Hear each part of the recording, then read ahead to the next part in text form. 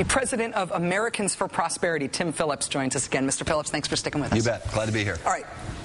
As I have explained, I think it's important that you have a long history, a long effective history in advocacy politics. So I want to ask you about something I have never understood about your background. While you were working at Century Strategies and Millennium Marketing, Jack Abramoff was representing the Marianas Islands, and that's a place where you could sew a Made in the USA label into clothes made by Chinese workers in conditions that were not subject to U.S. safety standards. And your company, Millennium Marketing, put out mailers to Christians in Alabama asking them to lobby to keep those Chinese workers there because, I'm quoting, they are exposed to the teachings of Jesus Christ while working in the Marianas, and that many, quote, are converted to the Christian faith and return to China with Bibles in hand. When you look back at that, do you stand by that? I didn't do that particular project at Century, but I don't have an issue with it. I don't. I think that you have an opportunity in politics to make your point of view, and to some Americans that would matter. The being able to spread the gospel would matter to them. I think that's a relatively reasonable point of view to have. I didn't do that project, but I'm not going to disown it. But you were at Millennium Marketing when that happened. I was at Century Strategies. At Century Strategies, and Millennium Marketing is part of that. Correct. All right. The reason that I wanted to ask you about this is because a year before that mailing went out, the Interior Department had published a report. It was a year before that said actually what Chinese workers were getting in the Marianas was not religion, but they were getting sweatshop conditions and forced prostitution and forced abortions. And that was the U.S. government's official policy on the working conditions for Chinese workers before you sent that out saying, listen, they're becoming Christians. Well, before Millennium Marketing sent that out, If I had been part of that group sending out that mailing when that was the public knowledge of what was happening to those workers, I would disown it. I would apologize for it, and I'm troubled that you don't. I feel like that's really hard to understand. I think that it's easy to attack anyone. You can pull out. You've been on TV about a year and a half now. If someone takes one segment, 1 minute of one segment over the course of a year and a half, and pulls that out and says, "Look at this, Rachel. How could you say that?" You would be made to look bad as something that might be hard to explain, or that you might want to change if you had to do differently. It's the same thing in a career of mine that spans for 25 years now. It's easy to pick and pull out one or two things and say, you know what, your whole career, what you're doing now at Americans for Prosperity is somehow discredited because of one item over a 25-year period. I wouldn't do that to you. I wouldn't take your worst quote or your most troubling, embarrassing moment on the air and say, oh, does that define your last year and a half? Well, let me ask you about something else then. I wouldn't do that. You and Ralph Reed worked on Saxby Chambliss's campaign to get elected, for him to get elected to U.S. Senate in Georgia in 2002, right?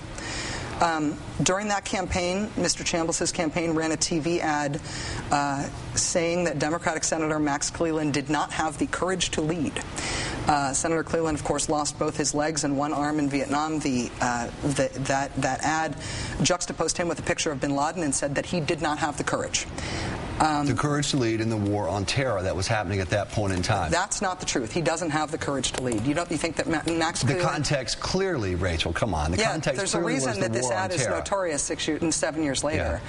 The idea that you would take a guy who lost both legs and an arm in Vietnam and say he doesn't have courage. The context was clearly about the war on terror taking place post 9/11. Those were very serious times. That was a crucial race.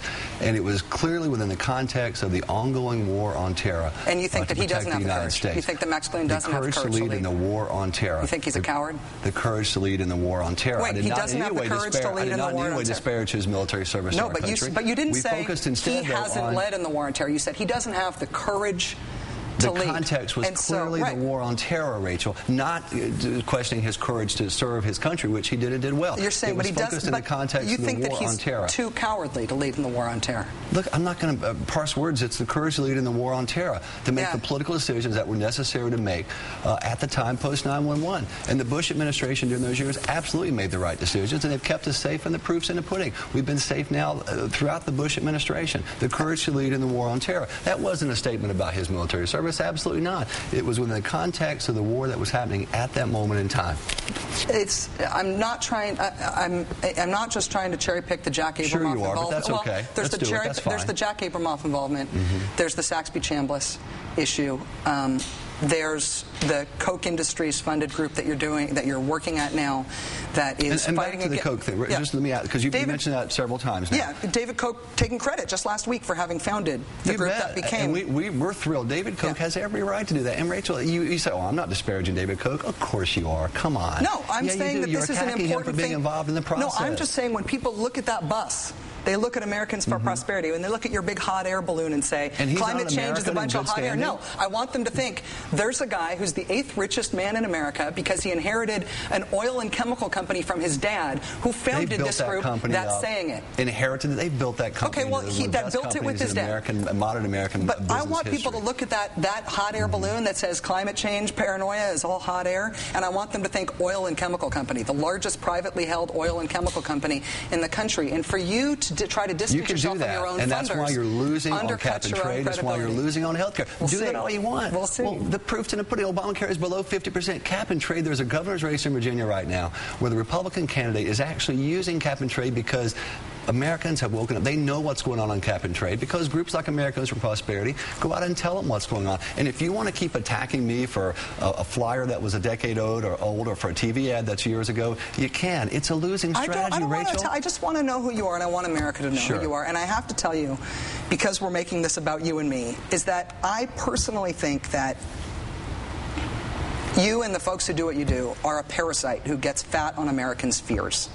And I hope that's that America. Very hurtful and disappointing. I know this sounds harmful. That's why I paused before I said it, because I wanted to make sure that I wanted to say it. And you're disparaging a lot of Americans who are out there fighting the good fight, Rachel. No, it's different. Sure it's different because you're being paid to do it. And what you're doing.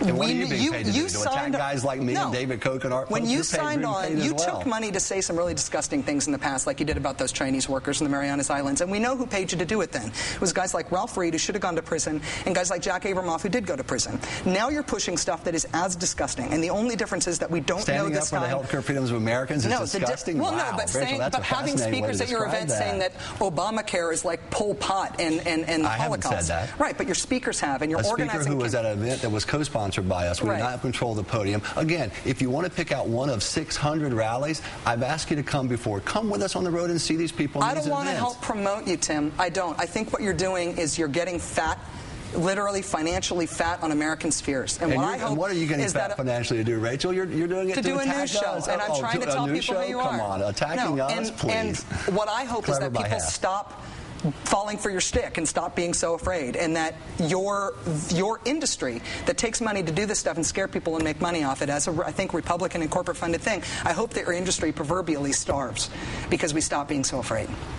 So I feel like I got to say that to your face because it's what's burning under the surface while I'm asking you these questions. I can tell you're pretty upset tonight. I'm mad about what you do. I think you're really bad for the country. Yeah, well, you have every right to think that. We're going to keep going out there and delivering the message on health care and cap and trade, and we're winning at the grassroots. You go out there and look at the fire that's in this country. It's on our side. And by the way, it's not about fears. It's about loving their country. It's about wanting to do what's right for their families. You can dismiss it as fear-mongering, but in reality, it's about doing what they think is best, these American citizens who are involved. And whether it's David Koch, who's a rich guy you like to beat up on, although I never hear you trash George Soros. That's an interesting point. I'm not beating up on David Koch. I want people to know that he funds you. That's all I want people to know. And Tim, you've been a sport to be here, and I feel like I've been as honest as I can with you, and I appreciate you being willing to talk this out in a civil way. Glad to be here. If we can't do this, I don't know what we can do, having a civil discussion about the future of this country. Good luck, Tim. You bet. Not professionally, though. Tim Phillips is the president of Americans for Prosperity.